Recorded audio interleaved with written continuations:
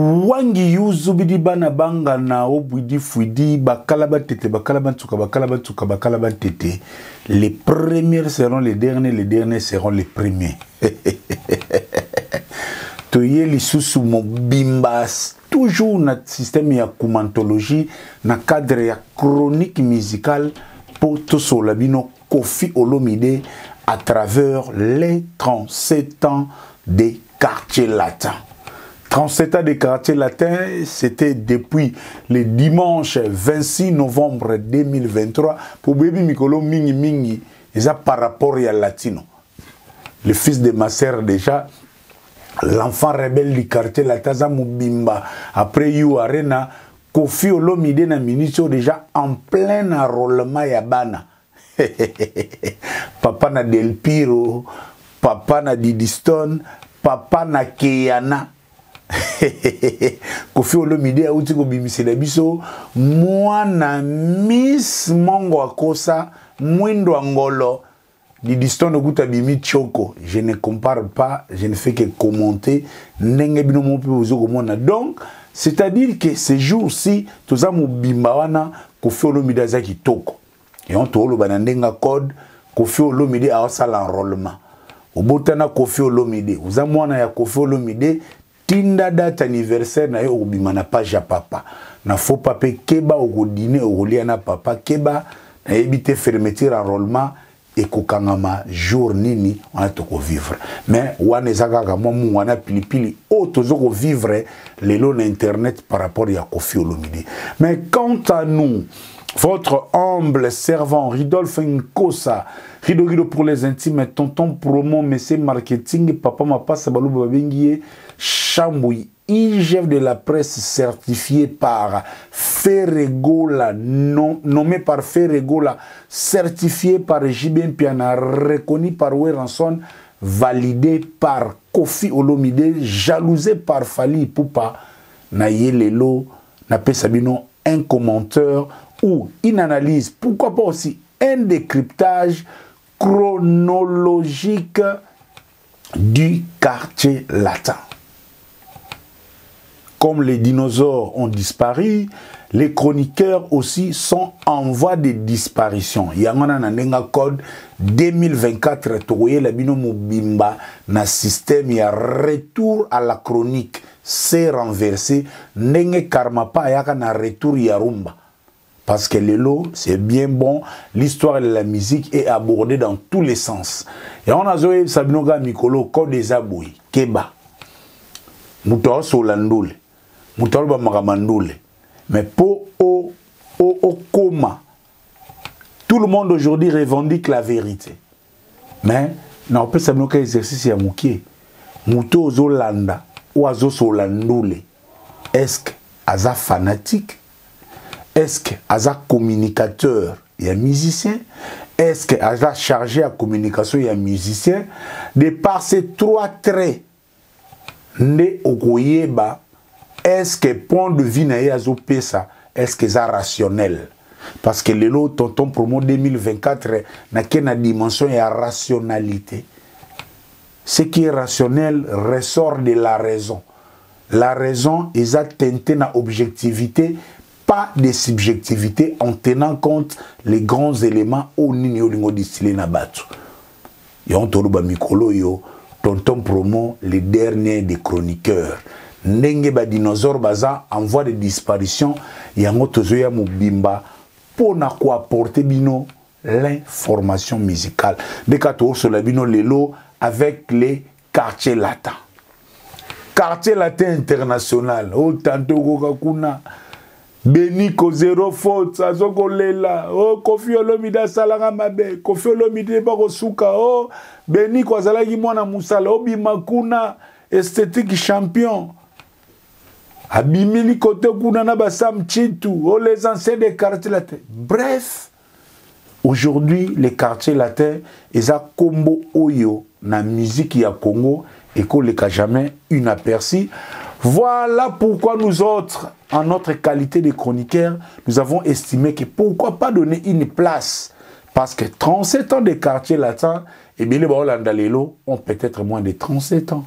ne peut comprendre les 37 ans des quartiers latins, moto a la quarantaine. Parce que même quand on a 37 ans, le temps au commun âge, il y a raison, et bamabe na malamu. Le temps au liamboma. Le temps au yeba qui est le ouezamabe, le temps au landa nenge bazo pekisako na ba parents. Ça peut encore vous prendre du temps. Voilà pourquoi nous revenons parfois, peut-être au déjà baébi, mais aussi pour cette génération, surtout la génération .com, la génération du net. Oyo, lelo, bazana difficulté à apprécier la valeur et l'artiste. Yango, dans notre rédaction, merci à Fiston Yoka, mon ami d'enfance, c'est Magique Kev, Jocelyn Kéré, belle bride systématique automatique et Nelita Moué, Mister Elo Fakatakata, cette grande équipe de la rédaction de Tonton Promo Télévision. Je n'oublie pas la très mystérieuse Fallon, elle qui est chargée du côté international et à rédaction à Tonton Promo.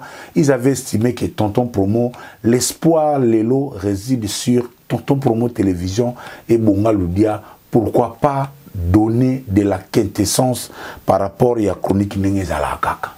Donc, tu as besoin de tranquillement, tranquille. Donc, lève-moi tout sur la latino. Na moi, dimension mon boy. Donc, tout qui est dans le quartier latin, à travers cet élément, tu comprends un peu l'historique du quartier latin. Pour le quartier latin.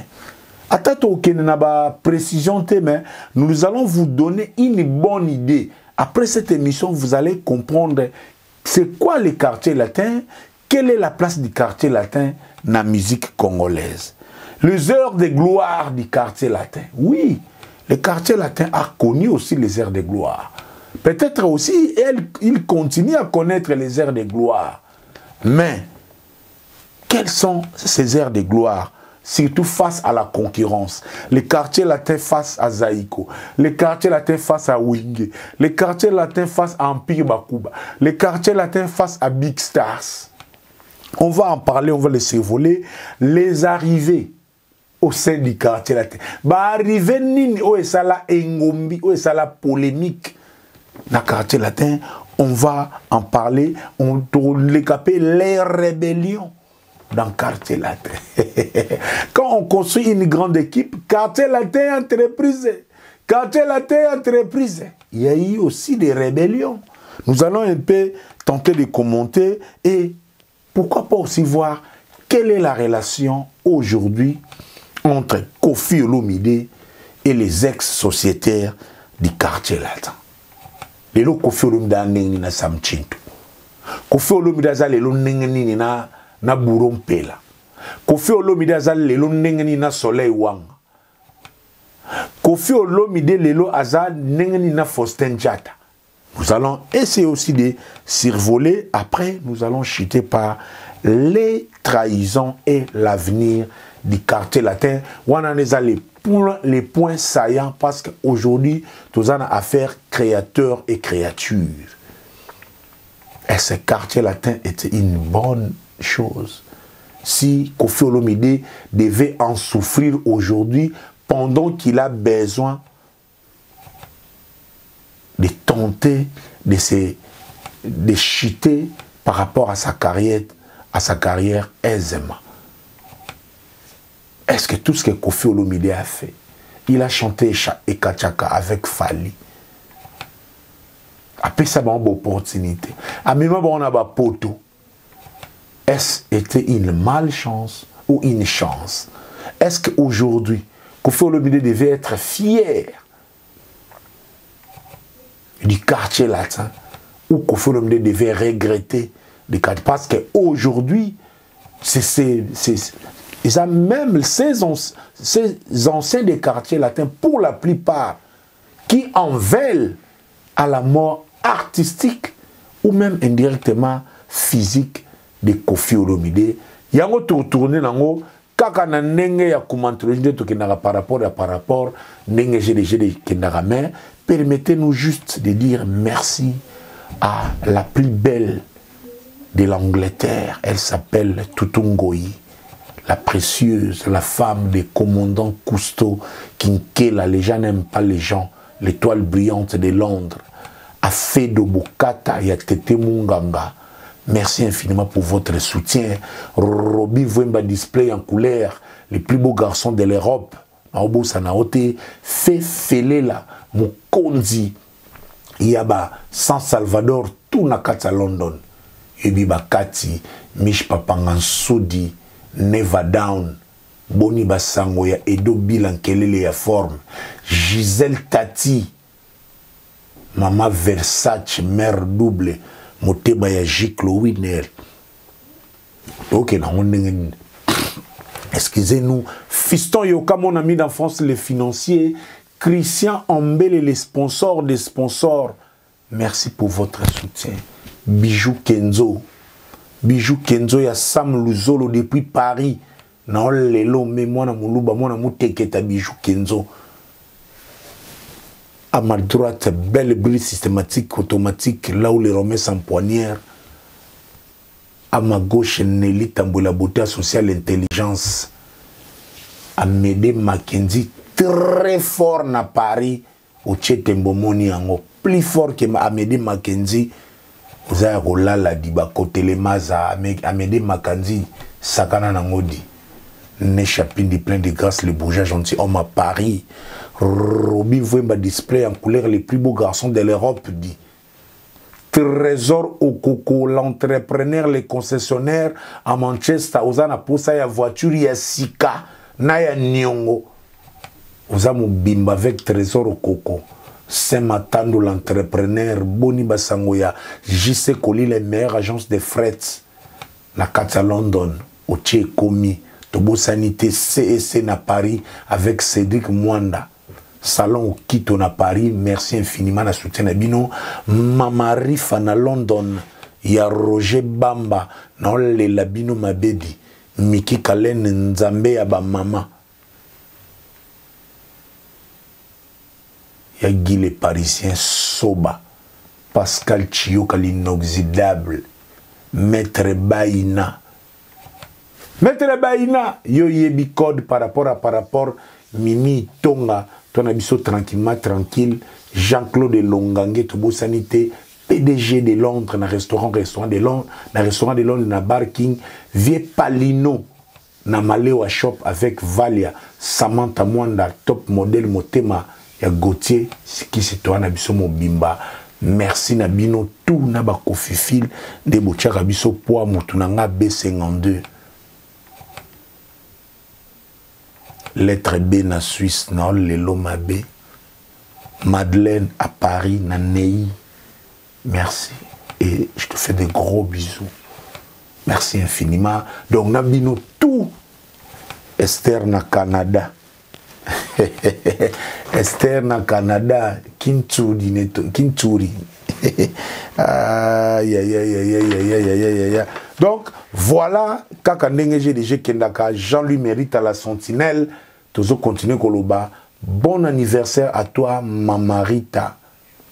Marita, il y a Jean-Louis Mérite, toujours code collé serré. Quand que la père tente, toi, on a besoin de Bimbande GDG Kendaka. Chantal Bosuku, ya Big Lady, Nathalie Nkosa, Mwasi, ya Pembe, Aridja Makonga, Bouaka Poitrine, Berli Jogo Miniature d'Afrique, dit. Toi, na biso mo Bimba, PDG Mangala, na salon, Bercy et stratégie, Fouegolo Kololo Boko, Bibi Waifa, Coltan Mombonda Jekamine, Marvel Nakam Sendongozin, Tede depuis Kinshasa na Bonga Lulia, Tariki Ngango, journaliste Yanzambe, Tozana Biso, Mobimba. L'historique du quartier latin. Chers amis, chers abonnés de Tonton Promo, pour comprendre l'historique du quartier latin de Koffi Olomide, il faut retenir d'abord deux choses. Il ne faut pas confondre Koffi Olomide et les quartiers latins. Entre Koffi Olomide et les quartiers latins, certes, il y a des similarités, mais il y a aussi des distinctions, pourquoi pas aussi des voies de séparation. Tous deux, et Koffi Olomide et les quartiers latins, sont des institutions différentes. Kofi Olomide en lui seul comme Quadra Koraman, légende de la musique africaine, est une institution. Et les quartiers latins, ces groupes qui a accompagné ces grands artistes pendant 45 ans de carrière glorieuse, pendant 37 ans, la carrière a Kofi 45 ans, mais quartier a accompagné pendant 37 ans, dans la carrière glorieuse, est une autre institution. À titre de rappel, juste pour rappeler Manix, pour Manix, Mutazamo Muto, Penda Abunga, moi Mingi, pour Ayana Masola Ndoule, mais à un esprit en Ndoule, l'État, le rôle de pasteur et théologie, sans être loin. La plupart des choses que nous voyons aujourd'hui, qui est en train de faire faillir, c'est du Kofi. Pour comprendre l'histoire des quartiers latins, il faut d'abord retenir que la plupart des histoires, des choses que Fali fait aujourd'hui, c'est du Kofi. Bateau Internet auront l'impression que Kofi Mutabanda, Fali Mutabanda a tendance à carrière solo ou bien groupe d'accompagnement. Mais permettez-moi de vous dire, dans le cadre de l'histoire des quartiers latins, Kofi Olomide est l'un des rares artistes au la musique à Congo. Pendant qu'on était dans la gloire des orchestres, de début 1960 avec Grand Calais, Titi Kofi Ayakoko Tanamon Nandou les fin des années 70, Kofi Olomide a apporté la carrière solo. L'intervention de Kofi Olomide dans Viva la Musique, ils avaient déjà un élément de carrière solo. Les 3, 4, 5 premiers albums, depuis le premier album, il y a Kofi, je pense, 1982 ou 83, Ngunda, jusqu'à 1992, je passe pas de faux pas, si je ne m'abuse. Ou en 86, avant qu'on fasse ça là, quartier latin, c'était une carrière solo de Kofi Olomide. C'est-à-dire, c'est le nom de Kofi, c'est l'artiste Kofi, c'est l'étudiant le plus célèbre qui pesait en lieu et place d'un orchestre. Pendant qu'on avait Zaïko, pendant qu'on avait Viva la Musica, pendant qu'on avait Shockstar, pendant qu'on avait OK Jazz, eh bien, on a vécu quelqu'un qui venait de l'Europe, un parolier, un prince charmant, fils de maman amie, qui nous a apporté de la bourgeoisie pour se positionner comme un artiste solo. Et on a l'album Maliboso, il est accompagné entre autres Naba Kester, album Subango Bilaye, accompagné Naba OK Jazz, Naba Joski, patati patata. Donc, génération Internet se retenait. S'il y a quelqu'un qui a posé les empreintes, il y a carrière solo. Contrairement à l'Élène Bozomon en a fallu, c'est Kofi Olomide qui en a déjà posé les bases depuis les années. Fin 1970, fin année 77, fin année 88, c'est en 1986 que Kofi Olomide estime qu'il doit être accompagné par son propre orchestre. Et c'est vrai, et ça qui un beau jour, Neka Kofi Azalaka, Falabeta Ndoule Boye, OK Jazz Ben Niamabo, et accompagné. Et accompagné OK Jazz Ben Niamabo, parce qu'il est déjà ancré dans l'industrie musicale, papa na souka na area au Kabulalar. Bon, tolongoli instrument, tolongoli compte Shockstar, tolongoli place, tolongoli nibo. Oh, Kofi a bêta pena machine a supposé que ce qu'il a récolté $100. Mais il a eu sous $15. Ben Niamabo a kata pena machine Shockstar $30. Porte autant. Depuis jour où on a Kofi Olomide comprendre que nous l'épée et en l'art côté bas spectacle, surtout ceux qui osent en orchestre na yomoko. C'est la grande motivation pour Kofi Olomide à créer un groupe Oyo et Kobanda ko accompagner. Donc motivation ya quartier latin et salama par rapport ya Kabulalar. Le yambo mona wana Kofi Olomide na magamba lar, il est réglo mais aza le seul mutukuta lingaba mela été. boyebi kinkomi o Diego Musique azwa pona makambo l'art, boyebi nengani David Monso Kofia Kangaye Moyibi ti akenda abaluka zonga na Fali, boyebi Bubulu Yondela ndenge aluka ayiba Kofi Central, donc Kofi kutuna mbongo asala rajete. Parce que la motivation de la création du quartier latin était sur base, il y a répartition, il y a recette, il y a concert. Ainsi donné, Kofi fallait ça l'orchestre et les mission ou compagnie ya premières heures une année après et ça Popo Lipo Willy Blanchard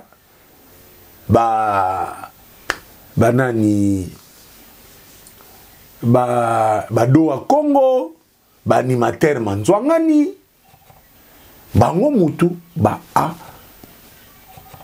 ye pour accompagner Koffi Olomide. Toujours sur le plan historique, contrairement à ce que la génération Internet croit, qu'il fallait pour passer les premiers artistes d'avoir apporté l'élan des groupes d'accompagnement. Non. Quartier latin était créé dans le souci d'accompagner l'artiste en solo Koffi Olomide. Yangwana Bomona de 1986, Quartier Latin a eu ça la premier album, si je ne m'abuse, Quartier Latin a eu ça la premier album en 1992. 6 ans durant, les Quartiers Latins comme orchestre avaient ça l'album. Les Quartiers Latins ne faisaient qu'accompagner l'artiste Koffi Olomide. C'est vrai. C'était pas aussi facile. Après, comme ça, Quartier Latin, Bato Bayedo Bakola, on sait que Koffi Olomide n'était pas encore un showman. Concert à Koffi Olomide, ils ont dit tout le monde dans les lobes, neti fait des Abidjan. Azo yemba, bazo yoka, bazo bouger, penzate. Mais bazo admirer toujours de la bonne musique. Et au-delà, il y a souci à répartition en Bongo. Au sein déjà des quartiers latins, Koffi Olomide commençait à estimer que non, je dois devenir un showman. Chanter des belles chansons rumba devant un public qui vous admire, oui, c'est bien bon, mais ça fait de l'affroidissement. Ils ont une ambiance. Doucement, doucement, oyanga kaka malembema. Yebisa baboti mona teke eza bien na oyoka, mais ça n'apporte pas l'ambiance. Il fallait une dose, il y a animation et il y a Pekende. Il y a un moment avec Bado à Congo, Batalaki ke non, il faut payer animation et les quartiers latins maintenant commencent à prendre corps. Les quartiers latins commence à prendre corps en ces moments aussi si les plans spectaculaires quartier latin soge bo yeux pena mongwa somo animateur pa boaki so boké côté chorégraphie album boyoki Koffi. Et ce groupe d'accompagnement, son premier rapport c'est d'arracher Koffi Olomide entre les mains il y a arrangeurs comme Lokola Rigo Star, Suzy Kaseya. Parce que maintenant, Koffi Olomide a son propre équipe, il peut composer maintenant, Doa Congo Bazawana, Popo Lipo, Willy Blanchard, Bazoucha Mayele, de façon que le premier album, il y a Quartier Latin et Bandana nous enregistré que dans Brazzaville. C'est Koffi Olomide qui hier, faut dépendre de Kantani Boma, faut dépendre de Rigo Star, Koffi Olomide commence à prendre dès l'indépendance par rapport à l'expert de la musique, Koffi Olomide pas comme une équipe. Et déjà, il y a un bon moment, je pense, en 1990 ou 1991, allô, allô, allô papa, Bonero, téléphoné. Ça, on sent déjà les premières bases ou résultats. Il y a un groupe d'accompagnement quartier latin, vous avez danseuse, tout ça, animation, Koffi Olomide, yemoko animateur. Malheureusement, Koffi Olomide, avec crié tout un an, il s'est retrouvé en prison avec Nyoka Longo. mais na nenga histoire mukolo créé tout à des alaka bokechua ya mbona swede zaiko Koffi Olomide na nyoka longo babwaka mais bakanga Koffi Olomide na nyoka longo bokechu mukolo kri bakanga ete ya tout anae yango na yang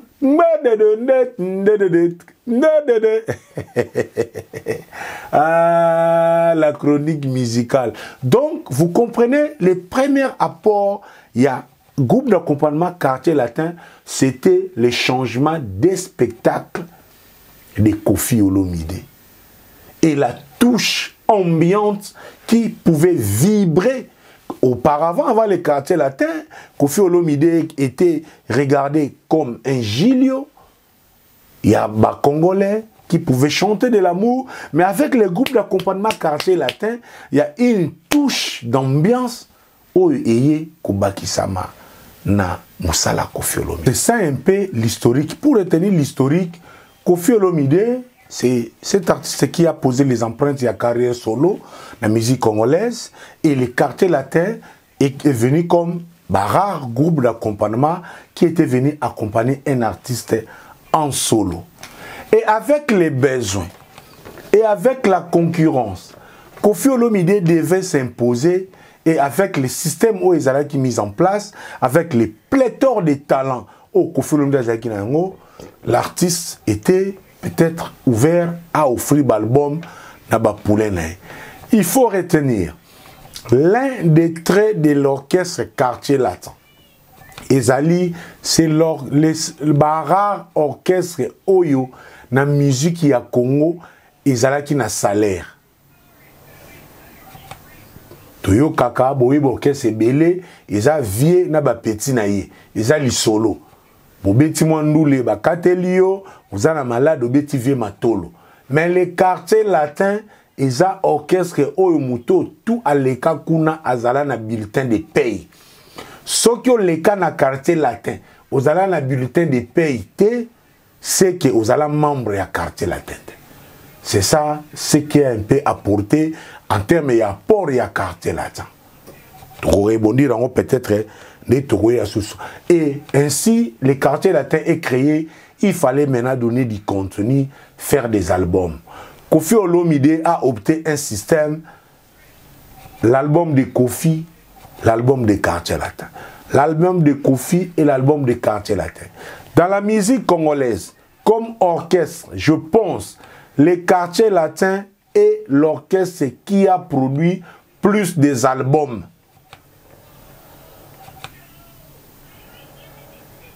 Comme orchestre. C'est vrai, Franco Luambo qui a dit OK Jazz, ils ont parmi les grands orchestres, ils ont les allées belé, Modutumba Salinzembo, Mogo Papa Noël, Moboui. Mais, donc, album Penaya orchestre, sous réserve, parce que le Quartier Latin, dans son actif, a offert à la musique congolaise 7 albums.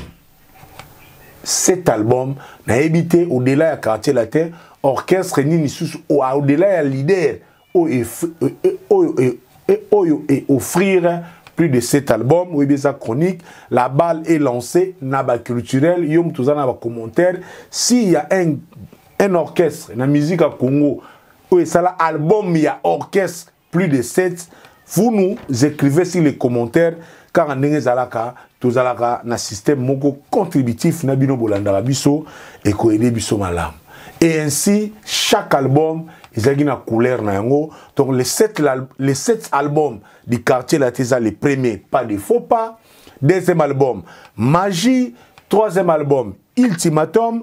Quatrième album, Droit de voto. Cinquième album, Force de frappe. Sixième album, Affaires d'État. Septième album, Danger des morts.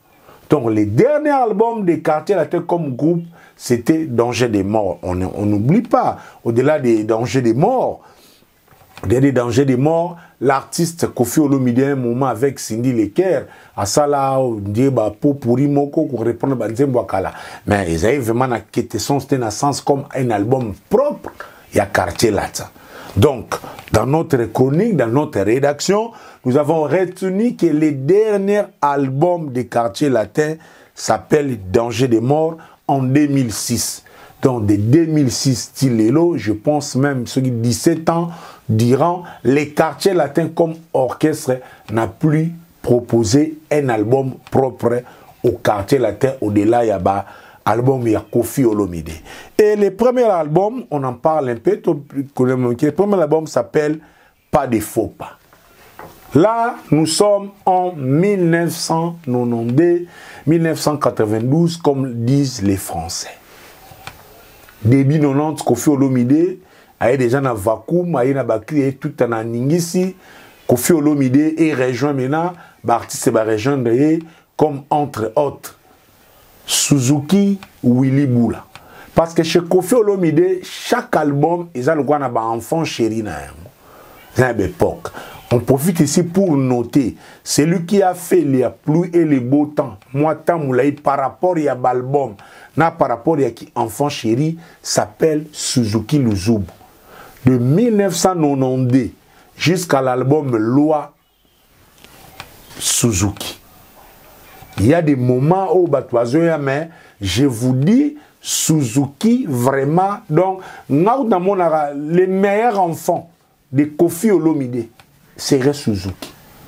Parce que Suzuki a à peine un degré de fidélité où il a une vitesse la falité. Malgré ma bé, malgré tout, mais Suzuki Luzubu est resté Suzuki, l'homme de Ngonza. Donc, l'album Faut pas est venu en 1992, chers amis. Wana si vous sentir que année de gloire, il y a quartier latin et bandi. Vitesse, il y a quartier balete bandi. To vanda kaka boyoga.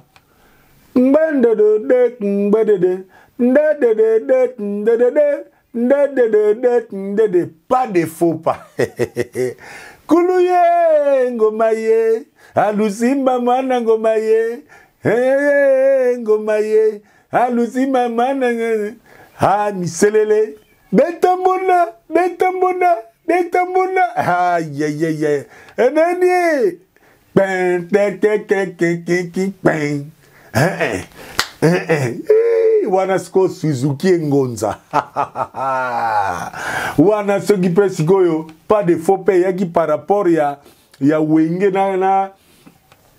na nini na kala ibwingi, donc deux fois te noir et blanc clip na mikili album enregistré na poto siko na bateau ba Suzuki ba Willy Boula ba odondo akosakana te. Et parmi les chansons, il y a l'album Pas de faux pas, c'était Galerie et na générique au Tomonaka étage Asuka. Galerie oyoka na ebibino bozana bambongo na zanga na ebibino bolata na ngakaka simple pinto kolata oyo ya poto wana banise pedo. Bazoko René yosko lelo yo nga soi-disant grand prêtre du Fionton. On a grand prêtre ga yo e bien nise Pedro yo. Yo e bien nise Pedro. Nga Fionton di grand prêtre ni amangwa ku yo. Yo e bien mandule yo grand prêtre. Grand prêtre ka kabaku. Grand prêtre flamme. Et puis na nenga corde soko kabara note ya passe pour la grand prêtre. Grand prêtre mabo amakasa salate. Pour que grand prêtre qui n'a pas forme, na idéologie, na le boko pète. Nenge banise Pedro Bazalaka. So moni grand prêtre ya cha ou ya double. Wana grand prêtre te wana bulugla bon wana batwa kenda bokino bokosa basi kuna bokina bokosa. Donc étage Asuka na stila. Stila Jamaïta na lelio na Wana 1992, l'album Pas de faux pas nous a révélé si tout genre d'animation. L'album Pas de faux pas est salami d'animation du genre Zaïko. Kuluye ngomaye. Alusimba mama ngomaye, alile kaye. Wana sikoyo bazo waka lokola nono atala ku dezaiko. Baye na rythme ya bana odeyon. Donc Koffi Olomide koti masolo yango. Après, pas de faux pas, c'est vrai qu'on fait le calcul. Album où il y a quartier latin, l'année suivante, album naïe. Après, pas de faux pas, c'est vrai qu'on fait ça l'album naïe, noblesse oblige. C'est nga motoyo. Voilà. Mais deuxième album, il y a quartier latin, s'appelle Magie. Magie. Yo yo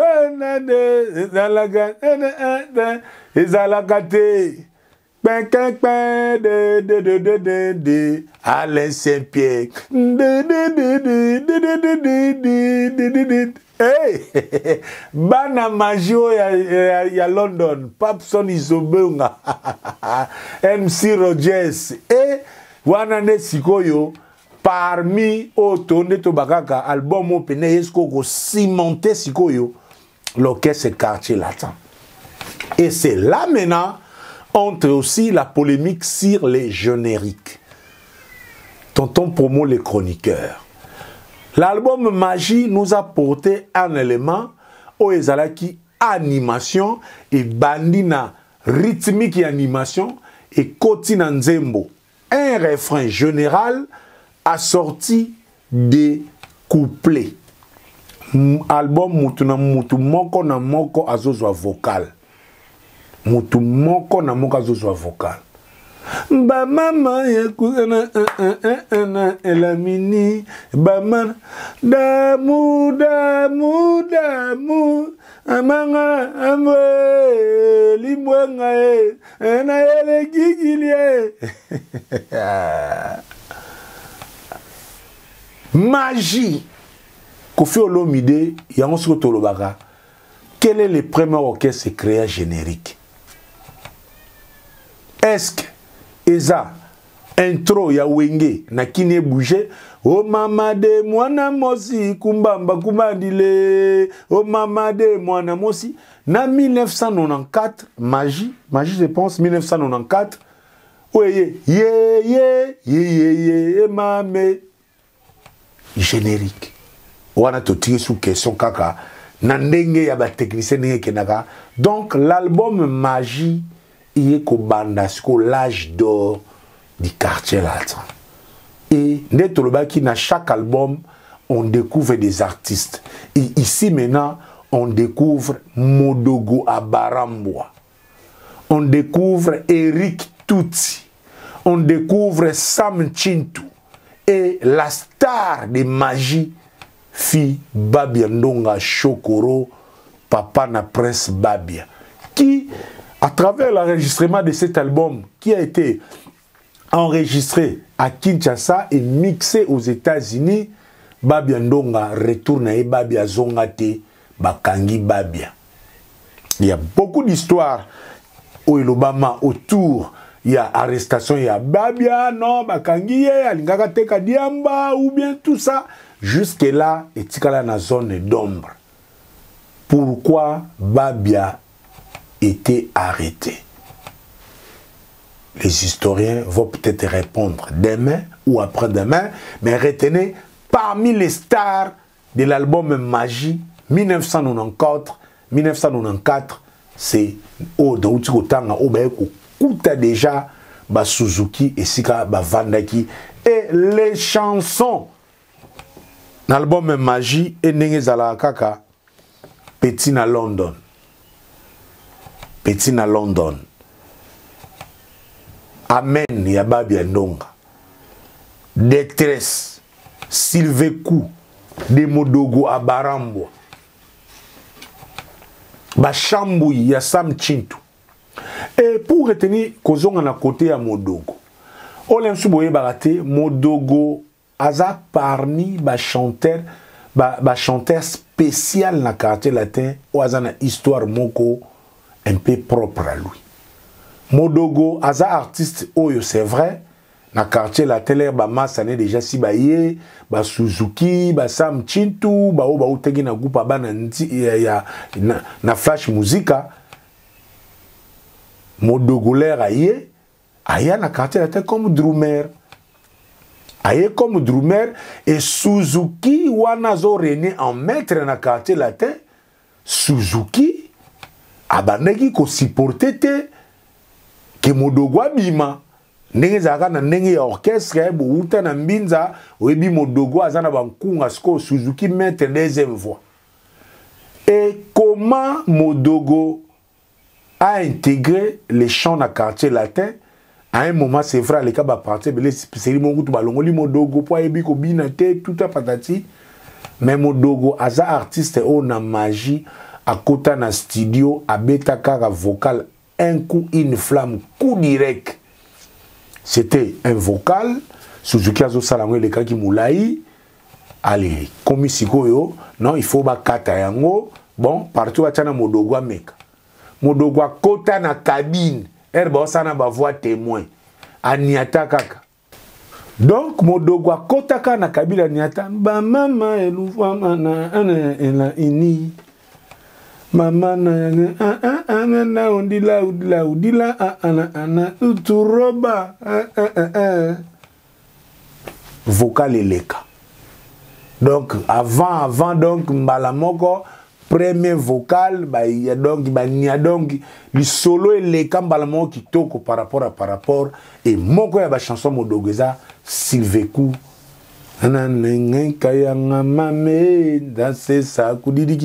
donc magie, il y avait des belles chansons Julia Boyina Boye Kaka Ndenge GDG et Kendaka par rapport. Au-delà, il y a magie. Après, Kofi Olomide qui a proposé Loi, ou Ezalaki album Naimoko.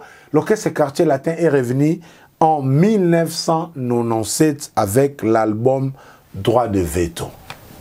L'album Droit de Veto, Banzembo Oyo, Renia Kuna, Banzembo Oyo, et pardon, pas Droit de Veto, album Ultimatum. Kofi est revenu en 1977 avec l'album Ultimatum du Quartier Latin. On est ce que Sam Chintu, Buron Pela, Vandi Pena Siko qui toque. Ou ce qu'on a dit, l'Ultimatum, c'est l'album de Buron Pela. Tu as déjà dans Suzuki, tu yebi Sam Chintu, tu yebi Eric Chuti, tu yebi Modogo, mais tu yebi ce qu'on découvrir, jeune Moro Boy Buron Pela. Bon danseur déjà, bon monagaga. Na générique déjà Ultimatum Jomorazo Gumba Maloko Tsoti des fois et puis les chansons il y a album Ultimatum entre autres Miss Nicole Ali Debs Papa Narossi et ça Moko il y a Banzembo et Sepeli Sibiso et après l'album Ultimatum le quatrième album il y a Quartier Latin Zali Droit de Veto. Droit de Veto et ça a mis un contexte particulier déjà après le succès des lois. Quartier Latin Outiko Beta Olympiana Zénith, Sam Chintu, Kei, Kofi Atikali, mais ils avaient déjà enregistré Droit de Veto et l'album est sorti.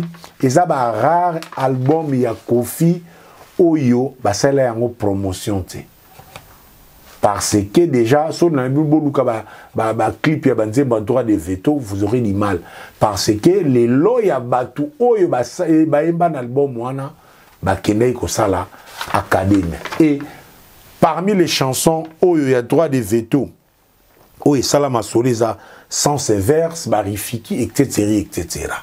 Mais sur le plan artistique, Droit de Veto est parmi les meilleurs albums il y a Quartier Latin sur le plan artistique. Les Toyozo Yoka cœur pour wana déjà corrosion ya Quartier Latin vandi na nenga osanganate et puis na ebité ba Sam Chiso ba déjà na calcul ya kokima ba yemba na nenge ya danger na album wana on dirait ka batika ba empreinte et après vient après Droit de Veto et il y a Force de Frappe qui inaugure les premiers albums, il y a Génération Bercy, Fali Poupa, des Picho Savané, Lola Moana, Gibson ou Tukondo, qui ont remplacé l'équipe Sam Chintu. Et là, on est en 2000. Et le sixième album, c'est L'Affaire d'État. L'Affaire d'État en 2003. Wanaskoyo, Fali Poupa, Gibson, déjà confiance, Deo Brondo, renforcé. donc affaire d'état wana banzembo lokola ba kokoko eza wana banzembo lokola calvaire banzembo lokola bibilia banzembo lokola inshallah un album et affaire d'état et c'est là maintenant que Bourron Pela beta kesko et gogo parce que la meilleure chanson et affaire d'état est à calvaire bon ma meilleure chanson Ezali peut-être relatif, mais moi, mon coup de cœur, c'est le plan artistique, la chanson Calvaire, chanson dédiée à Jean-Jacques Moutoile. Cette fois-ci,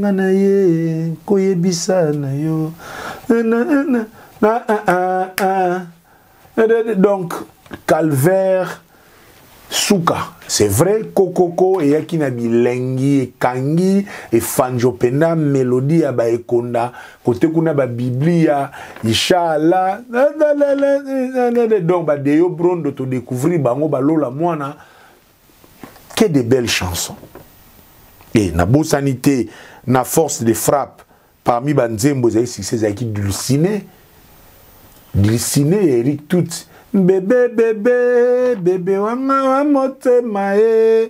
Et puis, ben, éternellement, Nzembo Fali a yembaka, ou ya zwaka pa ya master na ye, n'orchestre na bangwa kala, cette chanson qui a coûté des poursuites judiciaires à Kofi Olomide, ou éternellement, na bengiona, téléphoné, oyambi, oui, ah. Donc, wana nyonso quartier latin. Donc, après tout ça, le dernier album des Quartiers Latins, on est en 2006, c'est Danger des morts. On a les chansons Oezawana, Nzemboloko la ya Fali pharmacien, Nzemboloko la ya Ferrego la insecticide, Nzemboloko la divisé par deux, je pense qu'il y a Shell Amputu. Bref, ce sont là les albums des Quartiers Latins. Et les albums aussi des Quartiers Latins sont pour la plupart ont été enregistrés par Sonodisc. Donc, les albums pour l'essentiel produits par Sonodisc, ce n'est que Monde Arabe et Danger des Morts, où ils ont produit dans Sonima. Mais je pense que ils ont équipé même entreprise ou échange qui, bah Sonima, Oyo, Moko ya très Kofi Olomide, David Mosso, je pense bah travailler comme Bapil Petit à Kofi na Nengami Kili, on allait préparer coup d'état na bango. Donc Sonima et Diego Music, Kofi Olomide na Quartier Latin, je pense les seuls Congolais Oyo à produire Kofi Olomide, Diego Music na album Bor et Zanga Combo, Boyebi Ndenge Sukaki et Sukaka na Kinkomi, Oyo Kofi Olomide à Landaka Diego Music à Betaï Kinkomi Kuna et Salaka Taba, je pense, en 2012 ou 2011, je me rappelle plus pas assez très bien. Après avoir vu les albums des Quartiers Latins, on peut maintenant commenter les airs de gloire. Il y a Quartier Latin face à la concurrence. J'espère que Parti Oyo, Ekosepe Lissa, Prince Monzale Papa Lupangu et Serge Louki, les bourgeois. Lui n'est pas fort, mais il est très puissant, Serge Louki. Nabosani Pete Moutunanga Vinim Pela, Nabosanité Samantha Mwanda, Nabosanité Joël Boulouba, Nadjino Mavouzi, Nabana tout. Il y a G7 na Katsa London, tout ça, ceux qui toquent. Pourquoi pas Schubert Ngeleka, la stabilité, l'Ekia Martino Congolo, tribu présidentielle. Les airs de gloire des Quartiers Latins, qui entre autres, c'est depuis l'album Pas de faux pas jusqu'à Stade des Martyrs, en passant par les Olympias, Zénith de Paris, Bercy, ce sont là les airs de gloire. Il y a Quartier Latin. Les Tolobaki, air de gloire, où ils ont cimenté depuis l'album Magie. Parce qu'il faut le dire, sans les Quartiers Latins, je ne sais pas si Kofi Olomide ferait face à Zaïko. Oui, peut-être pas Zaïko, parce que la création des Quartiers Latins, pour nous retenir, et ça, dans la période où Zaïko, ils ont kende na maintenance na yango, et il y a Wenge, qui s'est révélé comme Moutosko Akanga la fièvre, surtout il y a animation. surtout ko bouger wenge bazali ba jeune. Donc yon tolobaka Koffi Olomide carrière na ye e bandi liboso ya bana wenge.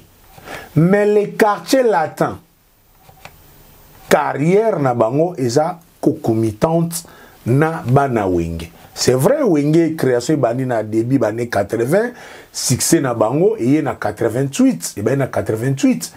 Na 1988, quartier latin c'était encore un nom. Mais quartier latin où il y a vibration continue. Donc les experts en chronique musicale estiment que Koffi Olomide aza yaya ya bana wenge, mais les wenge za yaya ya orchestre quartier latin. Le débat est relancé quand Nenge Kenaka. Et c'est Koffi Olomide qui crée le quartier latin en coûtant na vague ya wenge. Il faut maintenant faire face na wenge qui monte en puissance et Zaïko qui existe déjà. Et on n'a pas de faux pas, animation et en couleur ya Zaïko. Et toye na magie, animation et est-ce qu'on a couleur ya wenge. Awa siko animation comme style et Kokota Robert. Donc quoi ta vibra kunti momo na kuna wenge beti qui ne bouger noir et blanc, pas de faux pas noir et blanc. Magie pe ba clip belé boye noir et blanc. Donc ouye toye. Donc pas de faux pas de temps mort wenge boye na IOA. Kuna pe oyoka donc défaté na IOA kute Kokota Siliki. Pour déjà kofisa beta ki bango ke kokende liboso eza ko komate e Kokota zongeli oh ba petit wana 0 sur 30 albi to kenda ki likolo pe to komi donc fois tout for wang yuzubi di bana banga na tibo mona ga lelo Jibe Wera par rapport à Koffi Bazaga na guerre d'esprit donc yuta kala malgré Koffi Olomide vient na bangwere moka le kapé na babandal mais quartier latin entre autres salami na esprit ya ko stopper expansion ya wenge ya ngomona ka mingi la plupart des rejetés ya wenge se retrouvent na quartier latin. Et la plupart ya adversaires ya wenge ya seriwana bazo se retrouver na kate parce que Sam Chitu Che Guevara mente aza génération wenge Modogo Suzuki ba génération wenge. Donc ba Sam Chitu na flash musique abokoya ko kumisa pe na nenge kuna la vignora na lemba wenge na bandal na mbinza pe flash musique ba na kumantologie. Mais Koffi Olomide par les circonstances de l'histoire, s'est retrouvé que mon quoi ba pion ba koyi pe ko bana ko chamwa wenge mo ambruema ba yesko na quartier latin sko ba pesi force sko mindu ke tali samina wenge. Ozomo na pena toyo. Et yango mona même les albums de Koffi Olomide depuis pas de faux pas so boyata na V12 noblesse oblige déjà liwa boye na V12 souka. Et l'apport, il y a quartier latin, cœur. Ce sont les années de gloire. Bozoyoka, Banzembo, il y a V12. Banzembo, le la Zokere. N'habite Zogon, le la chorale, il y a sud-africain, ou bien protestant américain, mais liwa. Eric Touti Sam Chintu. Mudogwa Barambwa, Babiandonga. Suzuki, donc ce sont les années de gloire. Avec des albums comme Loi, oh les tika générique parmi les génériques et Kanga Afrique Loi, toujours avec les quartiers là. Ça, ce sont les années de gloire. Et des spectacles comme Olympia. Olympia, je vous dis, les lobos, tout le monde a conseillé les bétamia, ouais. Parce que vous critiquez le chant. Mais non, Olympia na ba Sam Chintu na Eric Touti ba sala spectacle la chant. Chadalali. Chadalalalalalalalalalala. OK yeah. Wa mutu na Sam Chintu azobima. Sam Chintu a koti pe na babi ndonga na droite, Eric Touti na gauche. Sam Chintu a koti na kati obima. Ça venait de pitcho innocent moyi. Bourron pela. Bourreau, ténoriste, Babia, Mutalikolo, Eric Touti Mutalikolo, Sam Chitu première voix. Mais Yoka Nzemboana, Yoka concert à Olympia. Amour kati donc fait de moi. Don don don. Bino bana bosa na bandule. Ba pesio yu arena kuna nzadi côté spectacle. Tala Olympia kufuluka quartier latin ya Bassam Chintu. Oyo ka spectacle na animation, na ambiance, tina chant, spectacle à chant avec un seul animateur, le seul Mboshi Lipasa, l'homme de Mwinda. Oya kanga événement cointi coin. Le seul animateur au Abouaka na concert à Mounene Yemoko Mboshi Lipasa. Ce sont les années de gloire. Et Bercy. Ce sont les années de gloire de Wenge. Bercy avec l'arrivée de Fali Poupa, Gibson ou Tukondo Lola Moana, il fallait couvrir le départ de Bassam Chintu. Un Bercy organisé dans un contexte informel. Kofi Olomide, aleka te oleka ona ba Paris match, aleka na te osoki ndengani non. Promotion et salama comme Kofi légende de la communauté africaine na Paris. Et vous sentez en haut Kofi a quartier la table dans la salle entre autres locaux là. Bercy, ce sont les années de gloire. Quartier latin o Bundina Empire, quartier latin Bundina Wenge, quartier latin Bundina Zaïko.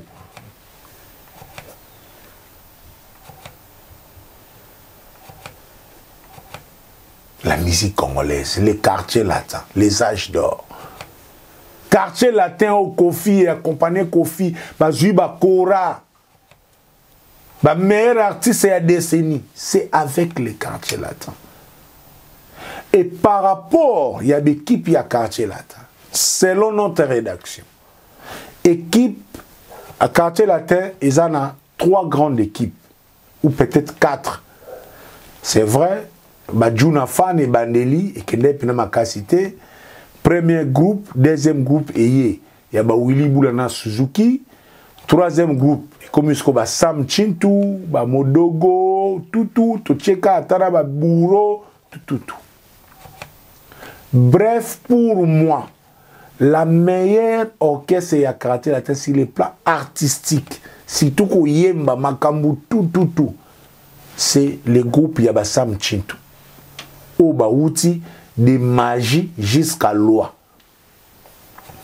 De magie jusqu'à loi, c'est ça les vrais quartiers latins, les socles, les cœurs même, il y a quartier latin.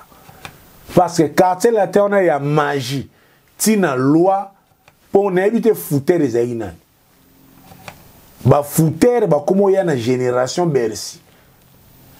Bon monument Jordan, bon monument depuis que ça vanne c'est vrai y a qui pour un aspect, bon monument JF Fonge, bon monument Fali, moi un danseur ça pour na beauté. Mais quartier latin oyo y a magie ti ba ko sala droit de veto wana za quartier latin ya mérita oyebo yemba te okokosola oyebi ko yemba te okosoli, c'est ça quartier latin. La balle est dans votre cas. Donc ce sont là un peu les années de gloire ya quartier latin. Les arrivées qui ont marqué l'orchestre quartier latin. C'est vrai, Bassam Chintu, Modogo, Suzuki, kota na contexte où tu es habité. Mais arrivé Oyo et marqué quartier latin. Les premiers arrivés Oyo et marqué quartier latin, à notre connaissance, c'est l'arrivée de Savané de Picho.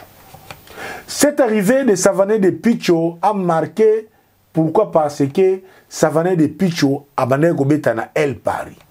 Azagi parmi les 3 leaders qui composaient le trio magique de El Paris, Monda Chante, Marie-Paul de Savané de Picho, et personne ne pouvait concevoir que Savané de Picho pouvait intégrer les quartiers latins. Lui qui était face à Wenge, ça la guerre, mais à côté des quartiers latins, na Ebisibino, leur information est quoi na Kinshasa, ils ont le tsunami, éclipse et salama. Savané de Picho à quel quartier latin. Et il était accueilli en roi. Ils ont parmi les transferts spectaculaires Oyo et Salama na quartier latin. Le deuxième arrivé au Bouja quartier latin, c'est vrai. Les groupes y a Bercy. C'est vrai, équipe Wana, sur le plan homogène, parce que c'était le départ. Il y a Bassam Chintou. Et les gens étaient curieux de savoir, est-ce que ces jeunes qui arrivent seront-ils en mesure de combler ma vie de Bassam Chintou? Et c'est comme ça que nous avons vu les jeunes comme des soleils, Mustapha, Fali Poupa, et l'un des jeunes qui s'est marqué, c'était Fali Poupa. Il s'est marqué na danse naye et Bineli. Moi, na moro Mikele Kete, bina lokola Nyoka, na surtout générique qui a attentat. Et n'a pas arrivé surtout à Balola Moana, fils de Dide Yongo, ou Azerjana Kombo, aye. Un bref passage, je te dis, moi, il y a Bendo Son. Dans le contexte, il y a polémique entre Kofi Olomide et Papa Wemba. Et ça aussi, va arriver au yo. Et tu dis, moi, sérieux. Les arrivées des arrivées s'appellent Feregola Bataringue Jésus de Nuance, qui a intégré contre toute attente l'orchestre Quartier Latin. Pourquoi les arrivées? Les arrivées parce que c'est les transferts les plus chers d'abord, peut-être dans la musique congolaise. Et l'arrivée de Feregola au Quartier Latin, c'est cette arrivée qui va poser les bases de tout ce qui s'est fait aujourd'hui dans la musique congolaise. Parce que nul ni mutu akoke ko croire na yangote. Feregola qui a fait la pluie et les beaux temps au sein des maisons mères, qui était parfois utilisé par rapport contre Jubem Piana sur les plans artistiques, Feregola, Oyo déjà, Basala qui les marqué, des titres à succès, Banze Mologola 100 kilos, ils avaient les vents en poupe, Feregola qui était le symbole, il y a guerre, Wenge Musique à Maison Mère contre Quartier Latin, et ces Feregola puissent venir intégrer les quartiers latins, là où il y avait déjà un jeune aussi qu'on essayait de comparer avec lui en termes de leadership au sein des groupes, qui était Fali Poupa. C'était du boom. Et arrivé à Feregola, c'est l'arrivée les plus controversée. Il y a histoire, il y a quartier latin. L'opinion estime même que c'est l'arrivée de Feregola qui a suscité le départ de Fali Poupa. Et cette arrivée, croyez-moi, Feregola est arrivé avec les remixes de Sissi Sylvie, accompagnés d'Emodogwa Baramboa et de Soleil Wanga, Moko ya Banzembo Oyo, et apporta quelque chose pour qu'enfin l'album puisse être réalisé. Cet album s'appelle Danger des morts. Feregola, qui est les rares artistes Oyo, na banderole, na quartier latin, pouvait écrire Kofi Olomide et Feregola. Na banderole. Donc, voilà, wana eza côté arrivé, baebi, ndenge sala par rapport, c'est l'arrivée de Feregola Mtesala. Tout la mouissia zaza. Et pour la petite histoire, même David Monceau ne croyait pas marcher avec Fali. Vu Fali Nengazalaki na Kofi, les produits où David Monceau c'était Feregola, mais qui était sous contrat. Bouibika, le fils de ma sœur Nengazalaka, suivez l'histoire de David Monceau, c'est Fali Poupa lui-même qui a contacté David Monceau, lorsqu'il fuit que David Monceau n'a Kofi Bazoyo Kanasuste et David Monceau pouvait produire Feregola. Bouyebi, Yaza, courageux, Ndenge, GDG et Kendaga Kaka par rapport. Les rébellions au sein du quartier latin, la plus grande rébellion, ils ont Bassam Chintou. C'est vrai, Willy Boula à Longwa, à Kenda Zaiko, Popo Lipo à Longwa, à Kenda Zaiko, à Beta Kutu, Nyata Makambo ya Daniele, Tugulanda Daniele, Kunandenge, Kenda par rapport. mais les coups durs, oh, et tikala même, les tikala ba séquelles, c'est le départ du groupe qui a créé l'Académia Dorse Parabolique, Somono, Sam Chintu, Bourom Pela, Patibas, je pense, l'Académia. Après des concerts réussis, Olympiana Zénith,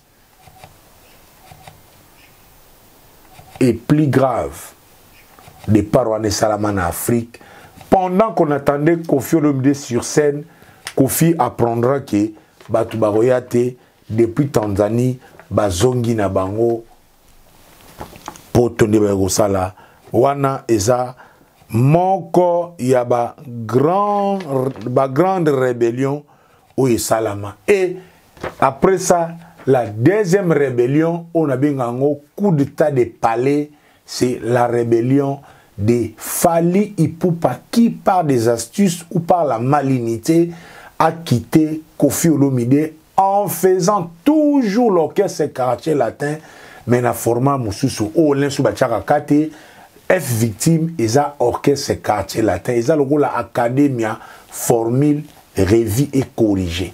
Et les lobos monake, tout ce qui compose les socles, l'orchestre a fallu pour pas sortir du quartier latin, c'était une rébellion miouette, un coup d'état de palais, où est Salama avec Bessengande, Edi Badiata, les deux régions, Isebola, Bouboul, David Monceau. Donc ça, c'est la deuxième grande rébellion Oyo et Salama na quartier latin.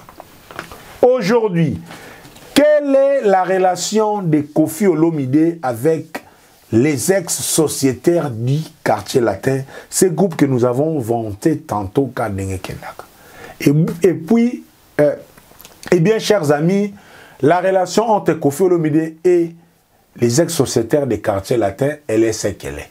C'est vraie relation à Batoupé, dans le monde en après séparation, et ça n'a qui n'a par rapport pour les musiciens, bazana n'a pas vivre. Relation à musiciens, et ça relation telle que la Batouba Salana on a trato na jekamine. Musique d'abord, ils ont monde ya ngenge, ils ont monde ya kumantologie, ils ont monde ya bakuba, ils ont monde ya succès. Donc tout tourne autour, il y a succès, il y a positionnement, il y a et déterminera la relation. Kofi Olomide aujourd'hui a bien avec l'essentiel. Il y a les anciens, les canards quartier là. Mais oyo penza toyebi qui relation lelo fois tout fois ici mbaraté c'est entre autres Popolipo, Beniko Popolipo oyo bon a même propos ils ont qui na sens que montaire le la matanga muningate Dorse Parabolique Somono na Kofi lelo et benda na raté par rapport de la nini et aussi entre autres Sam Chintu Che Guevara mente na yudu ke na photo ya 37 ans ya quartier latin et l'ongia Sam Chintu ezate moko na moko ezana moi ba raison par rapport ya Popolipo je ne sais pas apparemment son anzolandaye na mona lokola il a certaines revendications où lui estime que apport na quartier latin Oyazoa se peut par rapport à l'apport.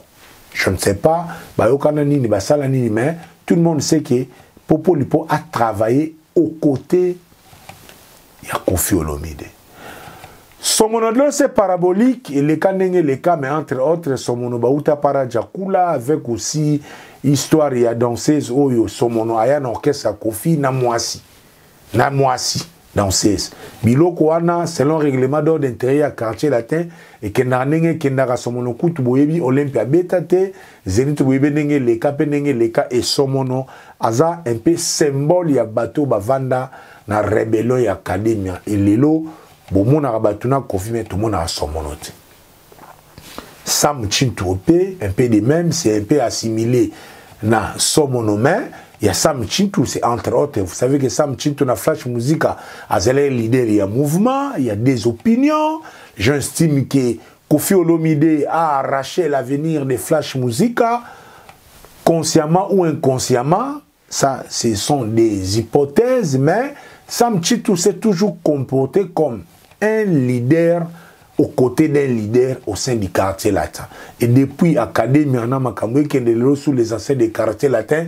Et ça fait que, entre autres, les quartiers latins reprochent à Sam Chintu des manques de révérence autour de Kofi Olomide. Et Sam Chintu aussi, à leur façon, je ne sais pas trop qu'est-ce qu'ils reprochent clairement à Kofi Olomide, mais et ça la que n'a pas fait tout ya quartier latin, Sam Chintu a mon arrêté. Oui, mais Sam Chintu, un bon intellectuel, un bon responsable, garde son attitude respectueuse par rapport à Kofi Olomide, mais dans la guerre à positionner dans le système Yadam, Sam Chintu na Kofi Olomide a poussé pion ou pas poussé ni n'engagé j'ai des Kendaka. Et aujourd'hui, quelle est la relation entre Kofi Olomide et Fally Ipupa? C'est là où les Romains s'empoignèrent aujourd'hui. Parce que Kofi, Fally, a l'un des créatures, il y a Kofi Olomide, surtout que tu y es. La grande créature des quartiers latins s'appelle Fally Ipupa. C'est lui qui a eu tout. Parce qu'il faut se le dire, Oba Suzuki Bazangaki, Yango Fally Azwaki. À titre de rappel, le Kofi Olomide Oyo, après le départ de Sam Chintu, il a peut-être fait une introspection. Génération Bercy, Yabalola Moana, Yaba Fally, et c'était peut-être mieux gâté que Génération Yabasam Chintu. Kofi s'est largement ouvert. On a vu Fally Bazonga dans la voiture, dans la makambo belé, les gens qui n'ont Kofi pena go fungwama par rapport à la concurrence pe na expérience. Et ça finit kozwa mutuloko la Fally basali clip na teni moko na nzembo pour ba faveur de belé au Fally azwa.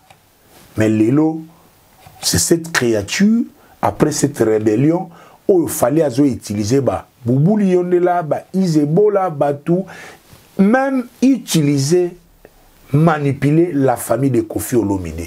Ils ont sambaté, Klepen, Azaso qui, Zoba Zoba, Landra Didiston, Azaso na relation na Alia, Boumone na concert ya Fally, Alia même a invité, au point même, Yakocha Alia na Kobe, na place mo lokola Ngombe, lokola Ngembo, pendant que Nana Ketchup assis en reine.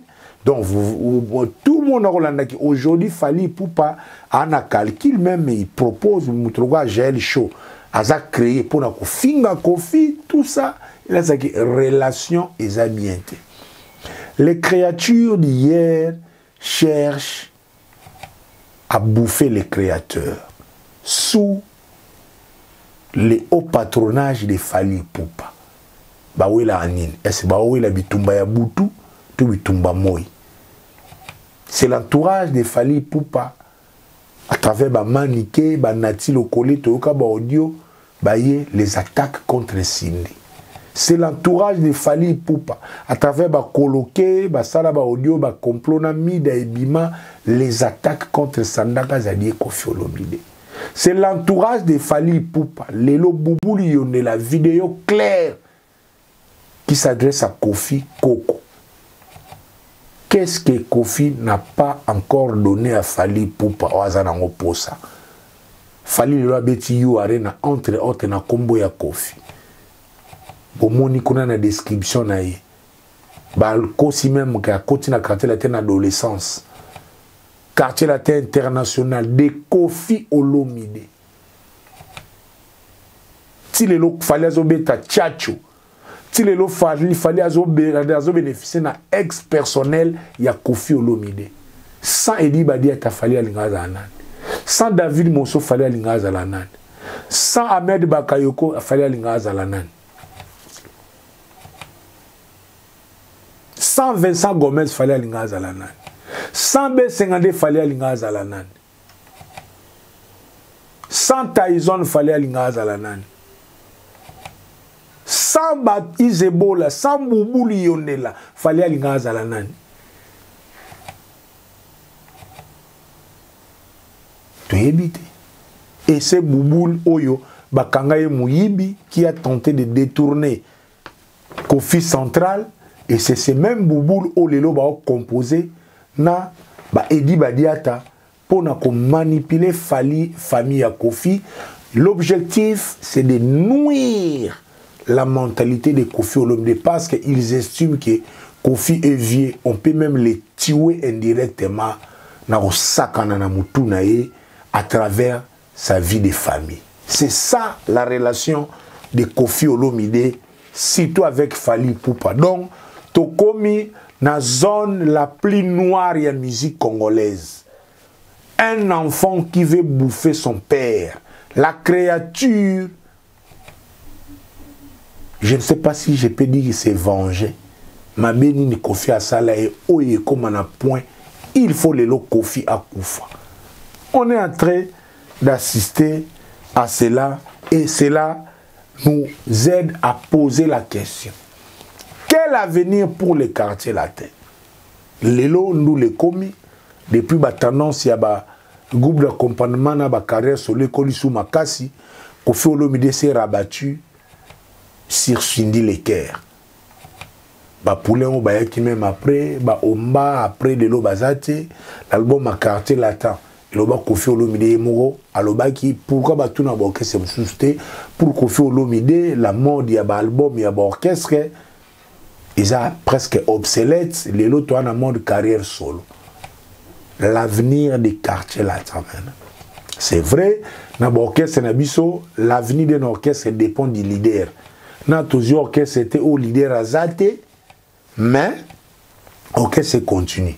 Mais à travers les entrailles d'un artiste ou d'un clan ou d'une famille musicale, on voit la succession de l'artiste. Viva la musique a fait partie du clan Zaïko pour Baouta Kuna Naba Evoloko. Lelo Babina Filé font partie du clan Wenge Bafé Regola. On voit une progéniture du clan Wenge. Est-ce que le clan quartier latin va subsister? Parce que dans le clan quartier latin, il y a jusque-là un enfant qui a les vents en poupe, il s'appelle Fally Ipupa, qui vient par le courage de réussir un gros coup il y a eu Arena. Ça entre dans les lots, il y a activité, il y a la famille quartier latin. Au-delà de Fally, Sam Chitu Bazawana, sa vibration, Soleil Wanga, Bazana Bazo Pesa, Modogo, Bazo Bunda, Pesa.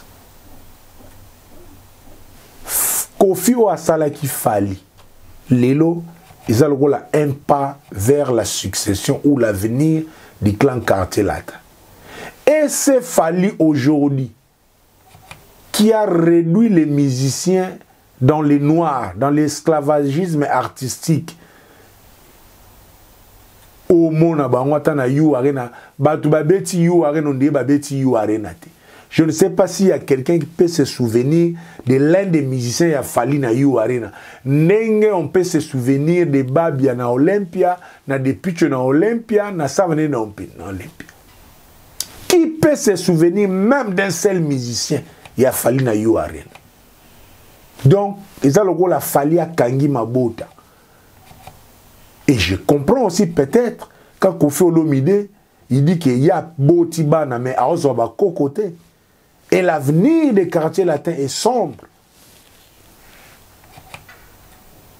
En termes de succession, sur le plan des œuvres, on en aura toujours. La musique de Kofi, la musique du quartier latin va inspirer le jeune et l'avenir et la musique congolaise. Mais dans les contenus, l'avenir du quartier latin est sombre. Parce que les fils sur qui s'est reposé Kofi Olomide, la créature sur qui Kofi Olomide a fabriqué est très stérile. Fally azobotate, Fally ekomba, Fally mabota ezate. Et il ne fait rien pour lui même kobota. Tout ça déjà dans mon côté longue pas Fally, chef Kalombo. Ça va rare donc mutu atiki musique na orchestre ya siki. Azalaki na suki ne pas ya Fally abimi libandi. Akepe azoko ata osala musique te parce que repère nini vocal ezate nzembo ezate. Abeta soki 2500 concerts nyonso dans le noir. Alors que lui Fally pour avoir contrat pas David Monso azalaki na éternellement azalaki na kokoko azalaki na bavoko, azalaki na pharmacie, azalaki na nzembo ekachaka, o Kofi afula ye. Yango e permettait lelo, e permetta pe lelo azala na book press. 8 ans ya fali. 8 ans au fallait à Kofi à fabriquer et pesa occasion à sa la carrière solo et Tilelo il est en train d'utiliser l'agenda de Kofi Olomide. Qu'en est-il pour Atelier Kounyanga? Quand sera-t-il pour Ambassi? Nathan. Bref, Dieu seul sait ce qu'il nous réserve par rapport à cet état des choses.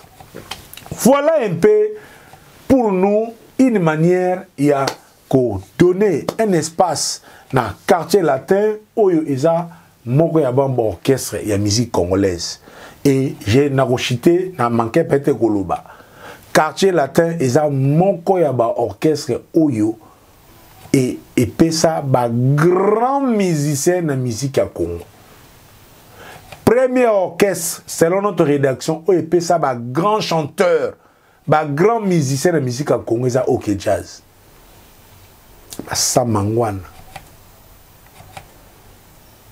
Samangwana.